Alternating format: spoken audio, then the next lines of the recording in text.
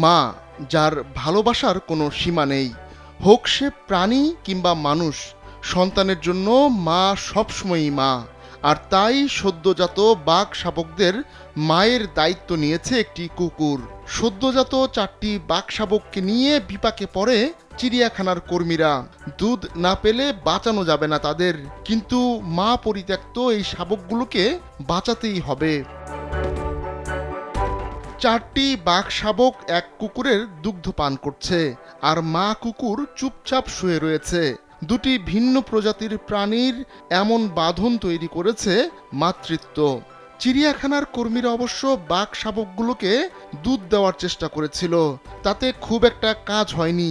Jamuna electronics ঈদে double খুশি offer season 3, যে কোনো পণ্য কিনলেই পাচ্ছেন নিশ্চিত ঈদ উপহার। তখন মা হওয়া ওই কুকুরের দ্বারস্থ হয় চিড়িয়াখানার কর্তৃপক্ষ। ইউক্রেনের মারিওপোল চিড়িয়াখানায় 2022 সালে জন্ম নেয় ওই বাঘ শাবকগুলো। জন্ম দেওয়ার পর তাদের মা শাবকগুলোকে পরিত্যক্ত করে দেয়। তাদের দুধ পান করানো তো দূরে থাক, শাবকগুলোর দিকে ঘুরেও তাকায়নি সে। চিড়িয়াখানার পরিচালক সাভেরি ভাসুরা জানান, বেঙ্গল টাইগার ওই শাবকগুলোর জন্ম দিয়েছে, তবে তাদের মা শাবকগুলোকে গ্রহণ করেনি।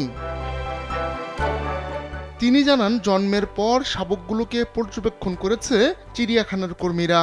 মা বাঘ তার শাবকগুলোকে খাওয়ায়নি এবং তাদের গ্রহণও করেনি। তখন শাবকগুলোকে সাধারণ দুধ খাওয়ানো হয়।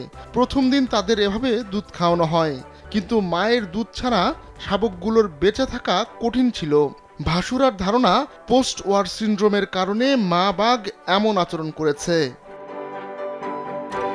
বাঘ শাবকগুলো জন্মের 2 মাস আগে মা হয়েছিল ওই কুকুর। এরপর মা পরিত্যক্ত বাঘ শাবকগুলোর মায়ের দায়িত্ব কাঁধে তুলে নিয়েছে কুকুরটি। মা কুকুরের দুধ পান করে ধীরে ধীরে নিজেদের বল ফিরে পায় শাবকগুলো। জন্ম না দিয়েও কুকুরটি এভাবে মায়ের দায়িত্ব পালন করায় চিড়িয়াখানা কর্তৃপক্ষ প্রাণে পানি ফিরে পায়। আহমদুল্লাহ শিকদার, কালবেলা।